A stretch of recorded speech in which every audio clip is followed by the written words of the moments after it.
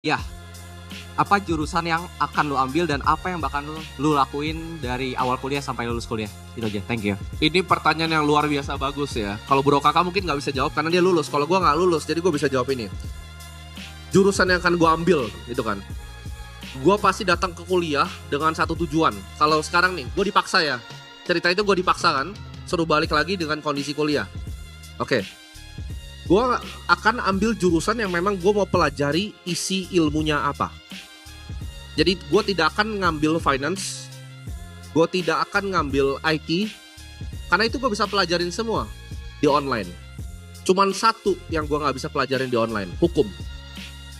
Gue kalau suruh sekarang nih lu todong gue suruh kuliah, gue ambil kuliah hukum. Karena itu ada ilmu praktikal yang gue bisa pakai di setiap negara yang punya hukumnya sendiri.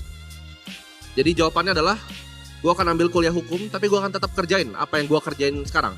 Gue akan tetap berdagang, gue akan tetap berinvestasi, dan gue akan tetap mainin game yang gue mainin sekarang. Tapi bedanya kalau ditodong suruh kuliah apa, gue jawabnya kuliah hukum. Gitu. Kalau Bro Kakak mungkin ada pandangan lain? Ya, ini kebetulan saya juga lagi daftar kuliah hukum sebenarnya. Oh, dia juga lagi daftar ternyata. Iya. Agustus udah kuliah juga. Oh, udah mulai kuliah. Jadi sama sih ya.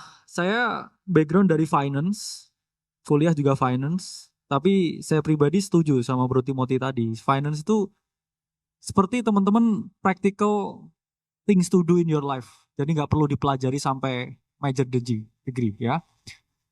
Itu finance itu tentang behavior teman-teman. Jangan perlu dipelajari lah. Kamu setiap hari mungkin kamu tanpa finance degree ya kamu bisa kelola uang jauh lebih bagus daripada orang yang mungkin S3-nya sampai finance. Jadi saran saya ambil sesuatu yang technical, practical dan memang terlalu sulit buat kamu pelajari sendiri.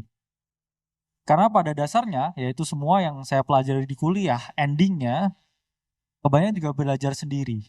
Jadi mending cari sesuatu yang kamu nggak bisa belajar sendiri, apapun itu, ya. Jadi jangan ambil sesuatu yang menurut saya pribadi ya, kamu bisa pelajarin sendiri. Fokus ke sesuatu yang kamu sulit untuk itu bisa belajar sendiri. Ya, contoh misalnya, gue nggak kuliah finance, tapi lu cari dosen dimanapun Indonesia, luar negeri juga boleh, lu suruh hitung-hitungan sama gue di belakang pakai Excel, gue yakin gue lebih pinter. Gue nggak butuh gitu, gue nggak butuh ilmunya, semuanya bisa dipelajarin secara gampang, secara online.